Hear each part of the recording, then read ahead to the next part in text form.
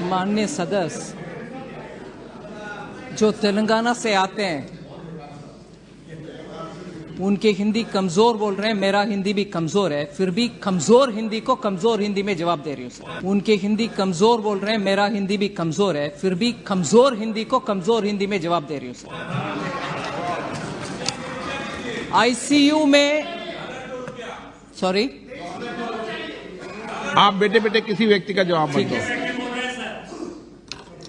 Sir, माननीय प्रधानमंत्री जी जब मुख्यमंत्री थे उनका उस बयान को उठा करके अभी पूछ रहे हैं, बहुत सही है सर, पूछना आवश्यक है। नहीं, ये तो मैं तय करूंगा मंत्री जी, आप नहीं तय करोगे क्या पूछना है सर। इस तरीके का पूछने का जवाब उसको पूछना नहीं पूछना है तो मैं तय करूंगा। वो सही बात है सर। हाँ, मगर अगर वो कोटेशन के साथ उस जमाने के इकोनॉमी के बाकी सब इंडिकेटर्स को भी याद दिलाते, आईसीयू इकोनॉमी पूरे आईसीयू में थे, पूरे इकोनॉमी आईसीयू में थे सर। विपक्ष के नेता बैठकर सुनना चाहिए सर। सर, जब तक वो खड़े हैं मैं भी खड़े रहूंगी, मगर जवाब पूरे देने का मौका उनका रिकॉर्ड में नहीं हो रहा, आपका रिकॉर्ड में हो रहा है।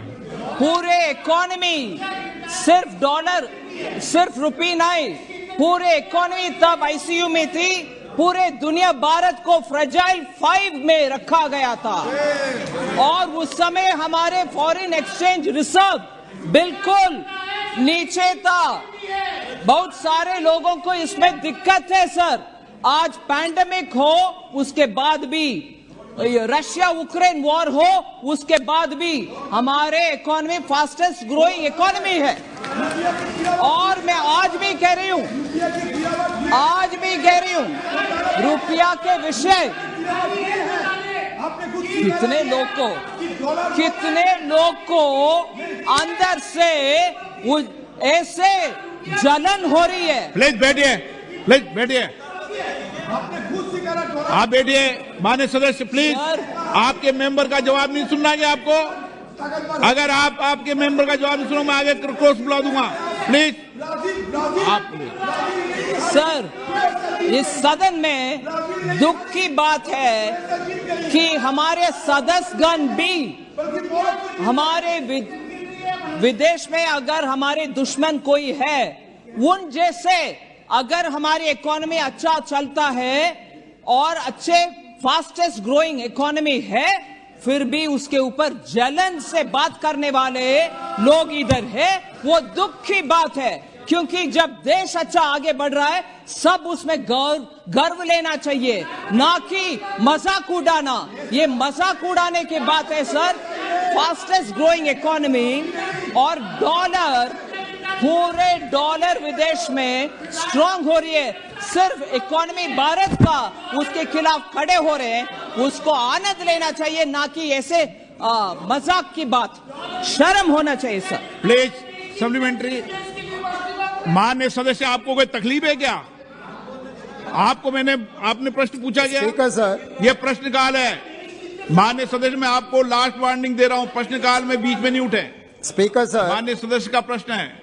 फाइनेंस मिनिस्टर जी ने मेरा लैंग्वेज के बारे में कुछ कमेंट किए, ये ठीक नहीं है, क्योंकि मैं शूद्र हूँ, मेरे को स्वच्छ हिंदी नहीं आता होगा। वो ब्राह्मणवादी होगा, उनके लिए लैंग्वेज अच्छा होगा, कोई प्रॉब्लम नहीं है। ऐसे थोड़ी यहाँ पर चर्चा हो रहा है, हाउस का अर्थशास्त्र के बारे में चर्चा हो रही है सर। मैं ये याद दिलाना चाह रहा हूँ सर, 1947 से लेकर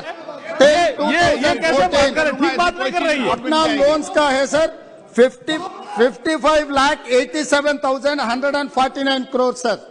8 साल में नरेंद्र मोदी जी सरकार ने इतना बारोइंग किए 18,744 करोड़।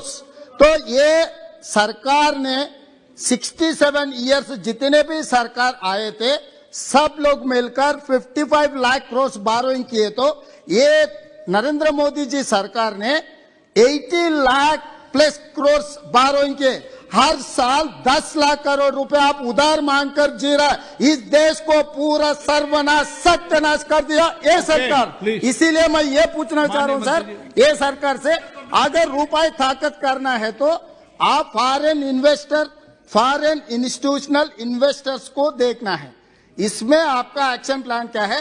पिछले 12 साल में जितना इन्वेस्टमेंट्स आया था हिंदुस्तान में 2022 5 महीने में उससे ज्यादा लिक्विडेट कर लेके वापस चला गया। ये सरकार के ऊपर फॉरेन इन्वेस्टर्स को भरोसा चले गया, इंडियन इन्वेस्टर्स का भी भरोसा चले गया। इसीलिए मैं ये पूछना